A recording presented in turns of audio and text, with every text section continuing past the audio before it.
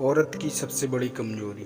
मैं सभी औरतों के बारे में तो नहीं कह सकती, लेकिन अपने आसपास सहेलियों और परिवार में देखा है।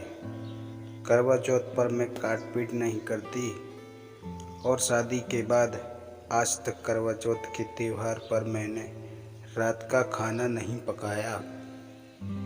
एक दिन पहले रात में मैं आटा गूंथकर सोती हूँ, बस सुबह उस आटे से अपने लिए पराठा व कुछ और दोपहर के लिए पति व बेटी के लिए रख देती हूँ और रात में पति बाहर से खाना मंगवा लेते हैं। इस बार भी यही कार्यक्रम हुआ था। सुबह उठकर मैंने पूजा की, सादगी की, थोड़े पराठे बनाकर रखे व वापस सोने चली गई। थोड़ी देर में पता लगा कि मासिक धर्म भी शुरू हो गया।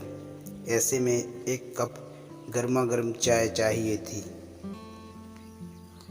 लेकिन वो नहीं पी सकती थी। शाम को कथा सुनी और देखा कि चांद के आने का नाम दूर तक नहीं था। अब बाहर से खाना जल्दी मंगवा लो तो वो रोटी अजीब सी हो जाती है। बच्चों को तो खिलाना था कुछ। मैंने फटाफट चावल उबाले और मूंग धुली दाल उबाल कर ऊपर से हींग जीरे का झोंक दे दिया। कुछ काटपीट भी नहीं हुई और बच्चों ने समय से खा भी लिया। पति ने कहा भी था कि कुछ खाया नहीं, ऊपर से तबीयत भी ठीक नहीं, तो रहने दो, मैं इनको ब्रेड का कुछ बना दूंगा और फिर खाना आने पर हम खा लेंगे सब।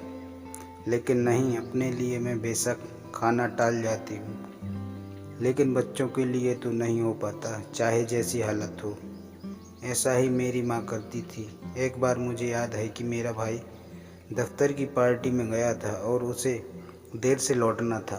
उसका खाना वही था। माँ ने दाल चावल बनाए थे और थोड़े से भाई के लिए भी रख दिए। जैसे ही वो आया उसने पूछा, क्या बनाया, भूख लगी है? दफ्तर के बाद सीधा वहाँ निकल गया और छोटा मोटा खाया। अब रात के खाने में और भी देरी थी तो मैं जल्दी निकल आया। माँ रात में सब समेटने के बाद फिर से उठी और भाई के लिए पराठे सेक दिए। अब सर्दियों में रजाई छोड़कर रात के 11-12 बजे कौन रोटियां बनाना चाहता है। ऐसे ही मेरी सहेलियों को भी मैंने देखा है।